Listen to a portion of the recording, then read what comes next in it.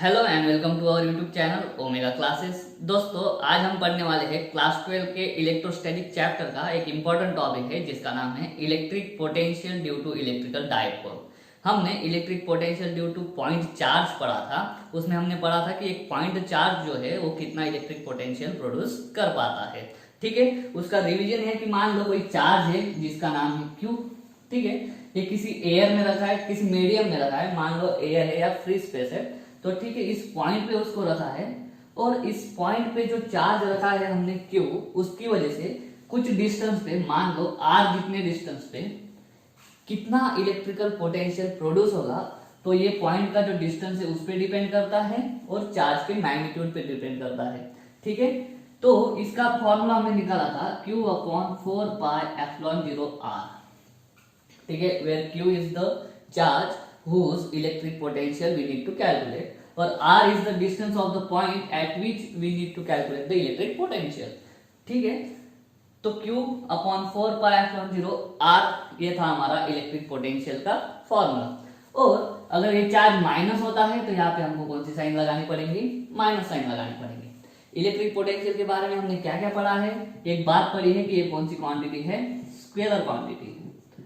ठीक है, ये क्वांटिटी है स्केलर, इसको डायरेक्शन नहीं होती है। लेकिन इसका जो वैल्यू है या जो फॉर्मूला है उसमें हमें चार्ज के हिसाब से वैल्यू डालनी होती है। मान लो अगर चार्ज निगेटिव है तो निगेटिव डाल देंगे, पॉजिटिव है तो पॉजिटिव डाल देंगे। Electric potential can be positive और निगेटिव। ठीक है, इस तरह से हमने पढ़ा था। मैं पिछले वीडियो का लिंक इस वीडियो के डिस्क्रिप्शन में दे देता हूँ। अगर आप अच्छे से पढ़ लोगे वो वाला वीडियो तो ये वीडियो आपको समझने में आसानी होने वाली है। तो चलिए आज का टॉपिक शुरू करते हैं। मेरा नाम है विनय कुमार राजपूत और स्टार्ट करते हैं। ठीक, तो सबसे पहले हम पढ़ेंगे क्या इलेक्ट्रिकल डायपोल क्या होता है। ठीक है, तो यहाँ पे मैंने जो इलेक्ट्रिकल डायपोल निकाला है वो है प्लस क्यू से लेके माइनस क्यू तक। डायपोल क्या होता है कि दो इक्वल एंड अपोजिट चार्जेस होते हैं। ठीक है, दो इक्वल एंड अपोजिट चार्जेस होते हैं और उन चार्जेस को एकदम छोटे से एक फाइनाइट डिस्टेंस से उनको सेपरेट किया जाता है। वो जो डिस्टेंस होता है बहुत ही छोटा होता है। तो यहाँ पे क्या है, एक चार्ज है प्लस क्यू, दूसरा है माइनस क्यू। अगर मान लो पहला चार्ज है प्लस 5 कूलम का तो दूसरा ऑटोमेटिक कितना होना चाहिए? माइनस 5 कूलम का। उनका जो मैग्नीट्यूड है वो सेम होना चाहिए और उनकी पोलैरिटी अपोजिट होना चाहिए। एक अगर पॉजिटिव है तो दूसरा निगेटिव होगा। और उन दोनों के बीच का डिस्टेंस जो होना चाहिए वो होना है फाइनाइट। और उस डिस्टेंस को, ये जो लेंथ है, इस डायपोल की लेंथ को हम बोलते हैं डायपोल लेंथ। और डायपोल लेंथ को हमेशा 2L से डिनोट किया जाता है, चाहे वो मैग्नेटिक डायपोल हो या इलेक्ट्रिक डायपोल हो। ठीक है, दोनों की जो लेंथ होती है उसको हम डिनोट करते हैं 2L से। क्यों? क्योंकि इलेक्ट्रिकल डायपोल के बारे में हम जो भी पढ़ेंगे, जितना भी पॉइंट्स हम लेंगे उसके डेरिवेशंस में, तो इलेक्ट्रिक डायपोल का डेरिवेशन में जो हम पॉइंट लेते हैं वो पॉइंट का डिस्टेंस हम उस डायपोल के सेंटर से मेजर करते हैं। जैसे कि मैंने यहाँ पे देखा है, ये डायपोल है प्लस क्यू और माइनस क्यू। ठीक है, और इस डायपोल से एक पॉइंट लिया है हमने सी पॉइंट। ठीक है, वो कितना डिस्टेंस दूर है? आर डिस्टेंस दूर है। लेकिन वो आर डिस्टेंस हमको कहाँ से मेजर करना पड़ता है? डायपोल के सेंटर से, जो कि है ओ। तो सेंटर से हमको लेंथ सेपरेट करनी पड़ती है और उसके लिए हम टोटल लेंथ 2L बोल देते हैं। तो सेंटर वाली लेंथ हमको क्या मिल जाता है? LL। अगर इसको L बोल देते हैं तो L/2 मिलता है। कैलकुलेशन में थोड़ी दिक्कत हो सकती है, तो हम डायपोल लेंथ को 2L बोल देते हैं और आधी आधी लेंथ कितनी हो जाएंगी फिर? LL। तो ये बात आपको ध्यान में रखना है। दूसरी चीज है, इस डायपोल की वजह से एक इफेक्ट प्रोड्यूस होता है, उस इफेक्ट को बोलते हैं डायपोल मोमेंट। और डायपोल मोमेंट की डेफिनेशन है, डायपोल मोमेंट P से डिनोट किया जाता है। It is Q into 2L। इसका मतलब है electric dipole moment is defined as the product of magnitude of one charge. एक है +5, दूसरा है -5। डायपोल मोमेंट कैलकुलेट करते वक्त कोई भी एक चार्ज लो और उसका सिर्फ मैग्नीट्यूड लो, मतलब प्लस वाला 5 कूलम ले लो, इंटू 2L। उन दोनों के बीच की जितनी लेंथ है, इलेक्ट्रिक लेंथ या फिर डायपोल लेंथ, उस डायपोल लेंथ से मल्टीप्लाई कर दो, आपको डायपोल मोमेंट मिल जाएगा। दूसरी चीज, ये डायपोल मोमेंट जो है वो वेक्टर क्वांटिटी है, मतलब इसको डायरेक्शन है। अभी डायरेक्शन है तो कहां से कहां तक है? -Q से लेके +Q। किसका डायरेक्शन होता है? P वेक्टर का डायरेक्शन होता है। तो ये आपको समझ लेना है। अगर ये चीजें आपको समझ में आ जाती है तो आपको ये डेरिवेशन समझ में आने वाला है। और कोई चीज है, ये जो लाइन है +Q और -Q, इन दोनों को ज्वाइन करने वाली ये जो स्ट्रेट लाइन है, इस स्ट्रेट लाइन को बोला करते हैं एक्सिस ऑफ द डायपोल। ठीक है, the line which joins the straight line which joins the both charges is called as axis of the dipole. और एक लाइन होती है the line which is perpendicular to the length of the dipole और to the axis of the dipole and at the same time it passes through the centre of the dipole. एक line ऐसी जो dipole को perpendicular होगी, और सिर्फ perpendicular नहीं होगी, वो परपेंडिकुलर बाइसेक्टर होगी, मतलब डायपोल के सेंटर से पास होगी। तो ये जो लाइन है, इस लाइन को हम बोलते हैं, इस लाइन को बोला करते हैं इक्वेटर। ठीक है, तो डायपोल के बारे में इतनी सी चीजें आपको ध्यान में रखनी है, इतनी सी चीजें आप ध्यान में रखो, ये वाला डेरिवेशन आराम से हो जाने वाला है। तो अब भी हम डेरिवेशन स्टार्ट करते हैं। चलिए, तो मैंने एक डायपोल ले लिया है, तो डायपोल की लेंथ है 2n, उसको मैंने सेपरेट कर दिया है, और ये अपना सेंटर लेके इतनी लेंथ हो जाएगी उसकी l और इतनी हो जाएगी उसकी l। तो इस डायपोल की वजह से इस पॉइंट पे, C पॉइंट पे प्रोड्यूस होने वाली इलेक्ट्रिक पोटेंशियल हमको कैलकुलेट करना है।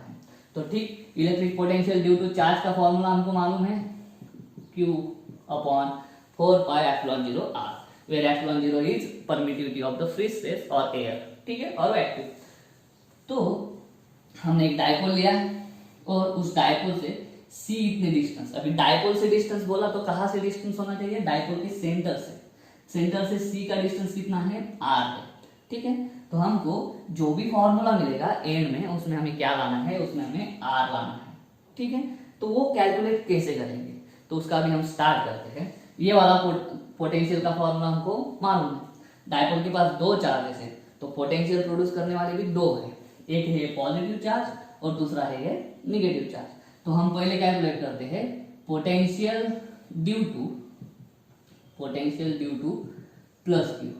Potential due two plus Q को मैं नाम दे देता हूँ V1। इसकी वजह से इस फॉर्मूला को देखो, क्या है, Q की जगह पे Q आएगा, 4πε0 एज इट इज आएगा, और R की जगह पे जिस पॉइंट पे पोटेंशियल कैलकुलेट करना है उस पॉइंट का डिस्टेंस Q1 से कितना है या फिर प्लस Q से कितना है, R1 है। तो R की जगह पे क्या डाल देंगे, R1 डाल देंगे। ठीक है, उसी तरह से दूसरा लिखेंगे V due to minus Q। अभी माइनस Q की वजह से क्या आ जाएगा, उसको बोल देते हैं V2 is equal to Q, क्या है वो, माइनस। तो अभी क्या लिखेंगे, माइनस लिखेंगे 4πε0, और इस माइनस Q से इस C का डिस्टेंस कितना है, R2, तो क्या लिख देंगे, R2। अभी हमको मालूम है टोटल पोटेंशियल अगर हमें किस पॉइंट का निकालना है तो हम क्या करते हैं, सीधा सीधा उन पोटेंशियल की एडिशन करते हैं। सीधी सीधी एडिशन क्यों करते हैं, अलजेब्रिक सम क्यों करते हैं, क्योंकि electric potential is a scalar quantity, और स्केलर क्वांटिटी इसको हम डायरेक्टली ऐड कर सकते हैं। आपको मालूम है इलेक्ट्रिक पोटेंशियल का डेफिनेशन क्या है, it is the work done per unit charge. Charge भी स्केलर क्वांटिटी है और वर्क डन भी स्केलर क्वांटिटी है, तो वर्क डन स्केलर क्वांटिटी है, इसकी वजह से आपका इलेक्ट्रिक पोटेंशियल भी क्या हो जाता है, स्केलर क्वांटिटी हो जाता है, और स्केलर्स को हम डायरेक्टली ऐड कर सकते हैं। तो हम लिखेंगे टोटल V, मतलब total electric potential at C, हम कैसे लिखेंगे, V is equal to V1 plus V2। इन दोनों की सीधी सीधी क्या कर दो, एडिशन कर दो। इस पॉइंट पे इसकी वजह से प्रोड्यूस होने वाला पोटेंशियल और इसी पॉइंट पे इसकी वजह से प्रोड्यूस होने वाला पोटेंशियल, उन दोनों को ऐड कर देंगे। तो ऐड कर देंगे तो देखो क्या आ जाएगा, V इज इक्वल टू, दोनों को ऐड करेंगे तो मैं क्या करता हूँ, Q अपॉन 4πε0 कॉमन निकाल देता हूँ इस स्टेप में। तो Q अपॉन 4πε0 कॉमन हो जाएगा, तो दोनों में बचेगा क्या, यहाँ पे बचेगा 1/r1 और इसकी माइनस साइन आ जाएंगी, और यहाँ पे बचेगा 1/r2। मैं बोल देता हूँ इसको इक्वेशन नंबर 1। ठीक है, देखो यहाँ तक हमने क्या क्या किया है, एक डायपोल ड्रॉ किया है, दोनों चार्जेस से उसका डिस्टेंस अलग अलग है क्योंकि थीटा एंगल बना रहा है। जो पॉइंट C है उसको ज्वाइन करने के बाद R is making angle theta with dipole. ये जो R है ये कितना एंगल बना रहा है, थीटा जितना एंगल बना रहा है, किसके साथ, डायपोल के साथ। ठीक है, ऐसी जगह पे लिया है। इस C पॉइंट को ना तो हमने परपेंडिकुलर लिया है ना ही एक्सिस पे लिया है, हम इसके लिए फॉर्मूला निकालेंगे थीटा के लिए, और उसी फॉर्मूला को यूज करके एक्सिस पे भी निकाल लेंगे और इक्वेटर भी निकाल लेंगे। ठीक है, आप अच्छे से वीडियो देखते रहना, हर बात आपको समझ में आ जाएगी। अगर चैनल आपने सब्सक्राइब नहीं किया है तो जरूर कर दो। चलिए आगे स्टार्ट करते हैं। तो इक्वेशन इसको 1 बोल दिया, तो इसमें ये तो कांस्टेंट रहेगा, Q/4/10, ये टर्म कांस्टेंट रहेगी। आगे हमको क्या करना है, 1/R1 की वैल्यू निकालना है और 1/R2 की वैल्यू निकालना है। वो थोड़ा सीरियस काम हो सकता है, लेकिन वो करते हैं। चलो उसको करने के लिए यहाँ पे आते हैं। देखो ये एंगल थीटा है, 90 डिग्री नहीं है, तो R1 हम इजीली कैलकुलेट नहीं कर सकते। चलो अगर 90 डिग्री होता तो परपेंडिकुलर हो जाता, परपेंडिकुलर हो जाता तो ये वाली लेंथ हमको मालूम है L, ये वाली लेंथ मालूम है R, तो हमारा R1 निकल जाता था। लेकिन वैसा नहीं है, तो हमको थोड़ा कंस्ट्रक्शन करना पड़ेगा। अभी मैं इसमें कंस्ट्रक्शन करता हूँ, इसको थोड़ा कम कर देता हूँ, मैं बाद में लिखता हूँ। हमको R1 निकालना है, R1 निकल जाएगा तो 1/R1 भी निकल ही जाएगा। तो R1 निकालने के लिए क्या करें, आपको दिख रहा है क्या ठीक से?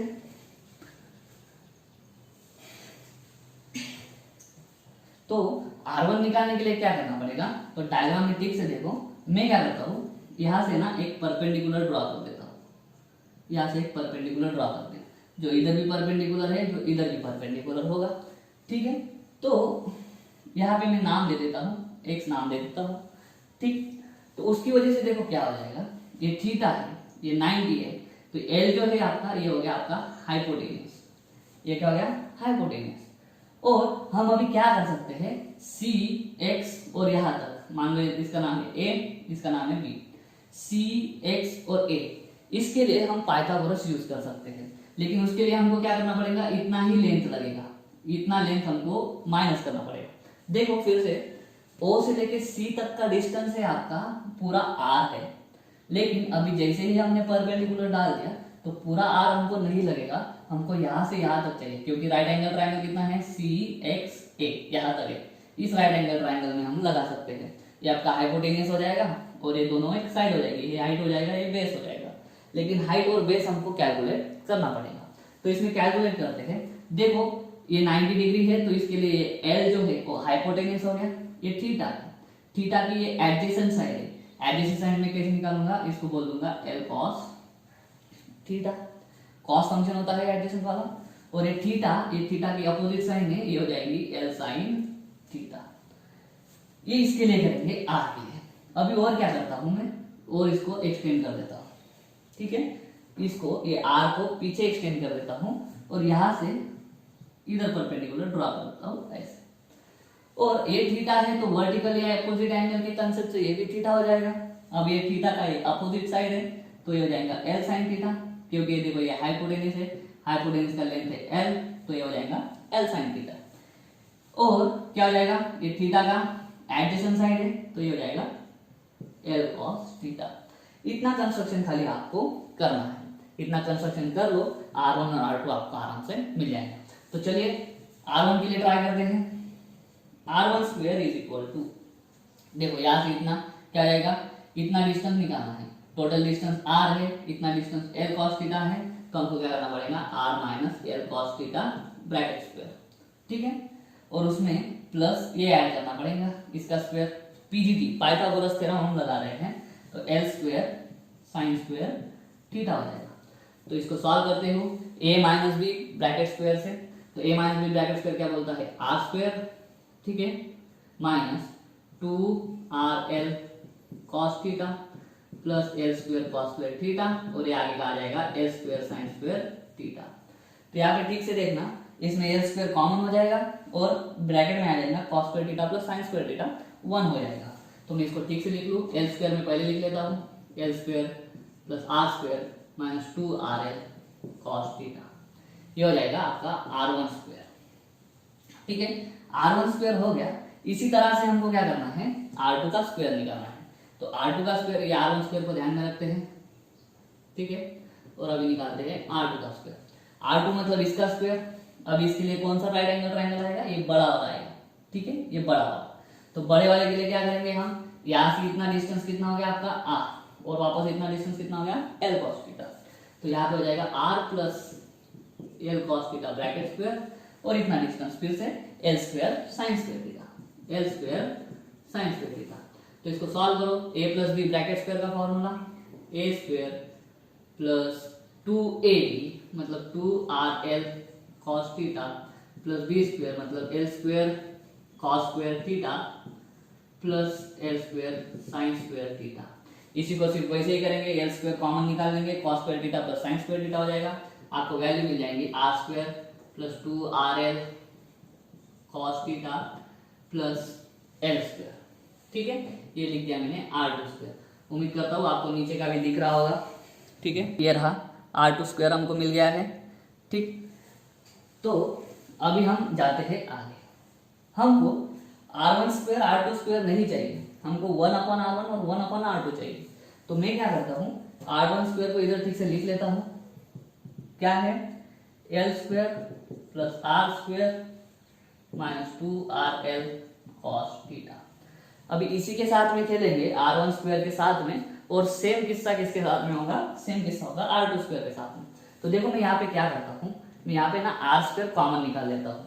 तो r1 square is equal to हो जाएगा, r स्क्वायर अगर मैं कॉमन निकालता हूँ तो ये हो जाएगा, r स्क्वायर अगर मैं पहले लिखता था तो 1, और एल स्क्वायर के साथ में r स्क्वायर नहीं है फिर भी कॉमन निकाल रहे हैं, तो क्या हो जाएगा L square upon R square, ताकि क्या हो R square into 1 R square मिल जाए plus plus R square into ये अगर करेंगे तो आर स्क्वायर कैंसिल हो जाएगा, एल स्क्वायर मिल जाएगा माइनस 2। अभी आर स्क्वायर कॉमन है, इधर सिर्फ आर है, तो मुझे क्या करना पड़ेगा 2l cos theta upon are हो जाएगा। ठीक है, उसको फिर से करो, आर स्क्वायर इंटू इसको करो, एक आर कट हो जाएगा और एक आर बीच में आ जाएगा, ये और ये इसमें कुछ भी फर्क है नहीं। अभी एक ठीक से एक बात में ध्यान रखो कि जो डायपोल की लेंथ होती है ना L, it is very very small then the R। ये जो डायपोल की लेंथ है, ये मैंने सिर्फ दिखाने के लिए बड़ी ड्रॉपिंग है, लेकिन ये जो लेंथ होती है ये बहुत छोटी होती है, मिलीमीटर्स में होती है, मिलीमीटर से भी कम में होती है। और ये जो डिस्टेंस है आप मीटर में ले सकते हो। इसका मतलब क्या है, जो R होता है वो L से बहुत ज्यादा बड़ा होता है। ठीक है, और यहाँ पे देखो कि R जो है वो L से बहुत ज्यादा है, अगर बहुत ज्यादा है तो L अपॉन R बहुत छोटा हो जाएगा, और L upon R very small हो जाएगा, तो उसका स्क्वायर तो और भी ज्यादा स्मॉल हो जाता है। छोटे एकदम 0 पॉइंट वाले समथिंग नंबर का स्क्वायर करो वो और भी छोटा हो जाता है। तो इतना छोटा हो जाता है कि इसको हम क्या कर देंगे, निग्लेक्ट कर देंगे। ठीक है, तो हम इधर लिखते हैं L square upon R square को निग्लेक्ट कर दो, क्योंकि ये रीजन है। तो r1 स्क्वायर क्या रहेगा, R square in bracket 1 minus 2l upon R cos theta. ये हो गया r1 का स्क्वायर। हमें r1 का स्क्वायर नहीं चाहिए, पहले तो r1 चाहिए, r1 को फिर बाद में हम क्या कर देंगे, रेसिप्रोकल कर देंगे। तो दोनों साइड में स्क्वायर रूट डाल दो, r1 इज इक्वल टू क्या आएगा, इधर स्क्वायर रूट डालो ये r हो जाएगा, और इस ब्रैकेट के ऊपर हाफ आ जाएगा। स्क्वायर रूट क्या होता है, रेस टू हाफ होता है, तो वो करते हैं 1 minus 2l upon R cos theta raise to half. ये हो गया r1, लेकिन हमें चाहिए 1 अपॉन r1। तो 1 अपॉन r1 करेंगे तो क्या आ जाएगा, रेसिप्रोकल, ये 1 अपॉन r हो जाएगा, और इसका ब्रैकेट का जब रेसिप्रोकल करते हैं तो पावर माइनस हो जाती है। तो पावर माइनस कैसे लिखेंगे, 1 minus 2 R L cos theta, sorry R upon L cos theta, bracket raise to हो जाएगा माइनस का। देखिए यहाँ तक मैं उम्मीद करता हूँ आपको समझ में आ गया होगा। थोड़ा लंबा है लेकिन धीरे धीरे देखते जाओ आपको समझ में आ जाएगा। अभी मैं क्या करता हूँ, यहाँ पे हमको एक बायनोमियल थ्योरम यूज करना है। बायनोमियल थ्योरम क्या बोलता है, अगर आपके पास है 1 plus X raise to N, इसको हमें एक्सपांड करना है। तो इसको हम एक्सपांड कैसे करते हैं, तो उसके लिए फॉर्मूला है, वो होता है 1 प्लस ये n आगे आ जाता है nx plus n into n plus 1 upon 2, उसके बाद में हो जाता है एक्स स्क्वायर प्लस इस तरह से वो आगे जाता है, x की पावर बढ़ती जाती है, x की पावर बढ़ती जाती है। तो ये जो है यहाँ पे ठीक से करो, x जो है आपका वो क्या है minus 2r cos theta upon l। ठीक है, तो सॉरी थोड़ा गलती हो गया, ये ऊपर l आएगा, नीचे आएगा r, लेकिन यहाँ पे क्या होगा, देखो ये l अपॉन r है फिर से, और फिर से ये वाला कंसेप्ट यूज करो। जैसे ही हम x स्क्वायर में जाएंगे, x स्क्वायर में क्या हो जाएगा, l square upon r square हो जाएगा, और l square upon r square बहुत छोटा होता है, निग्लेक्ट करने जैसा। और दूसरी चीज, ये भी कॉस स्क्वायर थीटा हो जाएगा। अगर कॉस स्क्वायर थीटा करेंगे तो कॉस थीटा की वैल्यू होती है 0 से 1 के -1 to 1 के बीच में, लेकिन इस केस में क्या होगा 0 से 1 के बीच में आएगा, 0 पॉइंट समथिंग आएगा और छोटा हो जाएगा। तो हम क्या करेंगे, ये एक्स स्क्वायर वाली पूरी टर्म को ही हम निग्लेक्ट कर देंगे और सिर्फ किसको रखेंगे 1 + nx तक ही हम हमारा बायनोमियल एक्सपांशन को रखने वाले हैं। तो यहाँ पे क्या हो जाएगा 1/r1 = 1/r, और यहाँ पे देखो 1 + nx, तो 1 ये क्या है, इसको मैं पहले ठीक से लिख दूं +-2l/r cos थीटा -r, ऐसा लिख देता हूं ताकि x क्या हो जाएगा आपका, x हो जाएगा ये माइनस वाला, ठीक है। ये क्या बोलता है n आगे आ जाएगा, मतलब ये पावर आगे आ जाएगी, पावर आगे आ जाएगी तो देखो पावर ऑलरेडी माइनस है, ये ऑलरेडी माइनस है, माइनस माइनस प्लस हो जाएगा, और जैसे ही पावर आगे आएगी ये ऊपर वाला 2 और ये नीचे वाला 2 एक दूसरे को कैंसिल कर देंगे।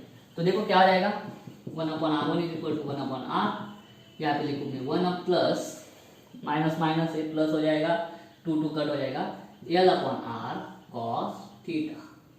ये हो गया यहाँ तक हमारा खत्म। तो ये आ गया हमको 1/r1। इसी तरह से सिमिलरली हम क्या कर सकते हैं 1/r2 निकाल सकते हैं। 1/r2 का देखो ये r2 स्क्वायर है, सिर्फ क्या होगा 1/r2 हमको मिलेगा 1/r, और यहाँ पे प्लस मिला है तो उसका क्या मिलेगा माइनस मिलेगा, ठीक है, क्योंकि सब प्लस है। देखो यहाँ पे माइनस था, ये पावर जब आगे आ जाती है तो माइनस माइनस प्लस हो जाता था, लेकिन R2 में क्या होगा सारा प्लस में है, और माइनस हाफ वाली पावर जब आगे आएंगे तो माइनस में मिलेगा, सिर्फ क्या होगा 1 - l/r cos थीटा, ऐसा हमको 1/r2 मिलने वाला है।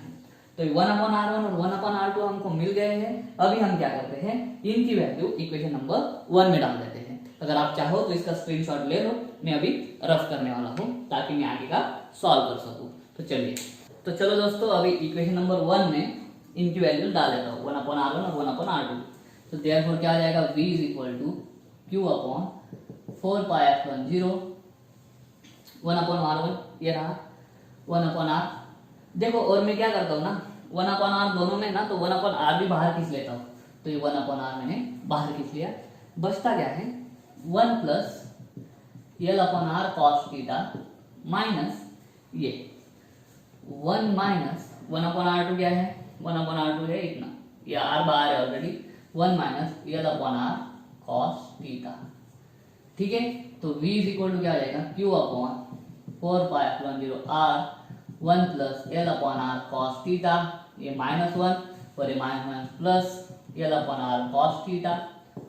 तो क्या आ जाएगा देखो +1 -1 कट हो जाएगा, तो v = आएगा q/4πε0 r 2 l/r cos theta. तो हमारा फाइनल वैल्यू आ जाएगा या फिर फाइनल जो आंसर है, तो v = क्या आएगा देखो q 2l/4πε0 r², के r × r क्या हो जाएगा r², और ये हो जाएगा cos थीटा। और इसको सॉल्व कर सकते हैं v = q × 2l, अब भी बढ़ाया q × 2l क्या होता है, वो होता है इलेक्ट्रिक डाइपोल मोमेंट, जिसको डिनोट करते हैं p से। तो v = क्या आ जाएगा v = p cos θ/4πε0 r²। ये है हमारा formula. At any point axis पे निकालना है तो थीटा की वैल्यू 0 या 180 डाल दो, आ जाएगा। इक्वेटर पे निकालना है तो थीटा की वैल्यू 90 डाल दो, आ जाएगा, क्योंकि थीटा वैरी करेगा, जैसे जैसे सी पॉइंट की पोजीशन चेंज होगी आपका थीटा वैरी करता जाएगा, वैल्यू चेंज होती जाएगा। लेकिन अभी हमने पढ़ा था कि जो इलेक्ट्रिक पोटेंशियल है वो स्केलर क्वांटिटी है, लेकिन यहाँ पे हमको सिर्फ एक वेक्टर क्वांटिटी दिख रही है, p जो है इलेक्ट्रिक डाइपोल मोमेंट। तो कोई भी वेक्टर को हम स्केलर में कैसे लिखेंगे, तो इस वेक्टर को हमें क्या करना पड़ेगा, एक वेक्टर से डॉट मल्टीप्लीकेशन उसका करना पड़ेगा, डॉट प्रोडक्ट, क्योंकि क्या है जब दो वेक्टर्स का डॉट प्रोडक्ट करते हैं ना तब हमें स्केलर क्वांटिटी मिलती है। यहाँ पे हमें एक डाइपोल मोमेंट वेक्टर क्वांटिटी मिली है, दूसरी कोई क्वांटिटी ही नहीं है। तो हमारा मन में सवाल आता है कि क्या ये जो इलेक्ट्रिक पोटेंशियल है वो हमको क्या वेक्टर क्वांटिटी मिलती है क्या, तो वैसा नहीं है, इसको हम स्केलर ला सकते हैं। तो इसको क्या करेंगे, इस पूरे टर्म को हम एक वेक्टर से मल्टीप्लाई करेंगे, ऐसा वेक्टर जो इस मैग्नीट्यूड पे असर ना करे। तो मैग्नीट्यूड पे असर नहीं करने वाला कौन सा वेक्टर होता है, यूनिट वेक्टर होता है। और हम क्या करेंगे, किसका वेक्टर लगाएंगे, यहाँ पे तो पूरा कांस्टेंट है, 4π10 पूरा कांस्टेंट है, किसको वेक्टर इंट्रोड्यूस कर सकते हैं हम, इस r को। r क्या होगा, पोजीशन वेक्टर, इस पॉइंट C का position from the centre of the dipole. तो मैं एक यूनिट वेक्टर इंट्रोड्यूस करता हूँ और उस यूनिट वेक्टर का डॉट मल्टीप्लिकेशन करता हूँ इसके साथ में। देखो cos थीटा का जो डॉट मल्टीप्लिकेशन में जो cos थीटा होता है वो तो ऑलरेडी है हमारे पास। मैं इसको ऐसा लिखता हूँ, देखो v is equal to p cos theta upon 4π0 r cube लिख देता हूँ और यहाँ पे r से मल्टीप्लाई कर देता हूँ। किससे मल्टीप्लाई कर देता हूँ, r से। तो इसको मैं अगर ठीक से लिखूँ तो v is equal to P R cos theta upon 4π0 और इसको अगर वेक्टर में लिखूं तो मैं क्या लिखता हूँ, P dot dot R dot upon 4π0 ठीक है। तो ये हो जाएगा हमारा और भी फाइनल आंसर। वेक्टर फॉर्म में है इधर का, लेकिन पूरा दो वेक्टर का जब डॉट मल्टीप्लिकेशन होता है तो आने वाली क्वांटिटी स्केलर होती है। इलेक्ट्रिक पोटेंशियल स्केलर क्वांटिटी है। इसको और ठीक से लिखेंगे, क्या आ जाएगा, पी बार अपॉन 4π0 क्यूब, ठीक है। उसको अगर यूनिट वेक्टर में लिखना है तो क्या हो जाएगा, देखो इस आर बार को मैं कैसे लिखता हूँ, ये R square as it is रहने देता हूँ, ये देखो ये R square as it is है और आर बार अपॉन आर में सेपरेट लिखता हूँ। तो v इज इक्वल टू क्या आ जाएगा, P bar upon 4π0 R square और एक किसी वेक्टर डिवाइडेड बाय उसी वेक्टर का magnitude. R bar is a vector और आर है उसी वेक्टर का मैग्नीट्यूड, तो ये क्या हो जाता है, आर कैप हो जाता है। इस तरह से भी हम लिख सकते हैं, बहुत सारे फॉर्म में लिख सकते हैं। आप कोई भी एक ही फॉर्म ध्यान में रखो, बस हो जाएगा, फिर आपका आंसर आ जाएगा। तो ये था, अगर आपका पॉइंट किसी भी पोजीशन पे हो, ये मैग्नीट्यूड हम सिर्फ ध्यान में रखेंगे, आपका पॉइंट किसी भी पोजीशन पे हो, जैसे जैसे पोजीशन चेंज होगी आपका थीटा बदलते जाएगा, आर बदलते जाएगा, थीटा और आर बदलते जाएगा, आपका वैल्यू इलेक्ट्रिक पोटेंशियल का बदलते जाएगा, ठीक है। तो अभी हम चेक करते हैं दो के लिए। एक बार हम पॉइंट लेते हैं हमारा एक्सिस पे और दूसरी बार हमारा पॉइंट लेंगे हम इक्वेटर पे। तो पहली केस लेते हैं कि पॉइंट हमारा एक्सिस पे है, किस पे है, पॉइंट इज ऑन एक्सिस। तो एक्सिस के लिए क्या कंडीशन बन जाएंगी, थीटा क्या आ सकता है, एक्सिस मतलब इधर के साइड आएगा या इधर के साइड आएगा। तो मतलब थीटा अगर इधर के साइड बोलेंगे तो 0 बोल देंगे, इधर के साइड बोलेंगे तो 180 बोल देंगे, ठीक है। तो theta is equal to 0 degree और 180 डिग्री। तो cos 0 1 होता है और cos 180 होता है -1। तो क्या हो जाएगा, v is equal two plus minus हो जाएगा p अपॉन 4π0 r स्क्वायर, खत्म। अगर इक्वेटर पे बोला तो इक्वेटर क्या होता है, परपेंडिकुलर होता है एक्सिस को, तो पॉइंट यहाँ पे आएगा, यहाँ परपेंडिकुलर, यहाँ पे पॉइंट आएगा C। थीटा 90 हो जाएगा, थीटा 90 तो इसमें डालो, v क्या आ जाएगा 0, क्योंकि cos 90 क्या होता है, cos 90 0 होता है। तो ये बहुत अच्छा कंसेप्ट है कि जो मैक्सिमम वैल्यू आपको मिलेगी electric potential due to dipole, वो मैक्सिमम वैल्यू आपको मिलने वाली है एक्सिस पे, और जो मिनिमम वैल्यू होती है इलेक्ट्रिक पोटेंशियल की वो होती है 0, और इलेक्ट्रिक पोटेंशियल 0 कहाँ पे होता है, इक्वेटर पे। तो अगर हमने इक्वेटर में से जाने वाला अगर एक प्लेन ड्रॉ कर दिया, ये प्लेन है मान लो जो इक्वेटर से पास हो रहा है, तो इस इक्वेटोरियल प्लेन पे जितने भी पॉइंट्स होंगे उस पॉइंट पे इलेक्ट्रिक पोटेंशियल हमको कितना मिलेगा, 0 मिलेगा। और उस इक्विपोटेंशियल सरफेस या फिर इक्वेटोरियल प्लेन पे हमको अगर एक चार्ज दूसरी जगह पे मूव करना है तो हमको वर्क डन नहीं करना पड़ता है, क्योंकि पोटेंशियल 0 है तो वर्क डन 0 करना पड़ेगा। तो दोस्तों ये था हमारा आज का concept, electric potential due to electrical dipole. अगर आपको पसंद आया है, समझ में आया है, तो चैनल को सब्सक्राइब जरूर कर देना, वीडियो को लाइक करना, वीडियो अच्छा नहीं लगा अनलाइक कर देना, ठीक है। मिलता हूँ अगले वीडियो में, तब तक के लिए जय हिंद।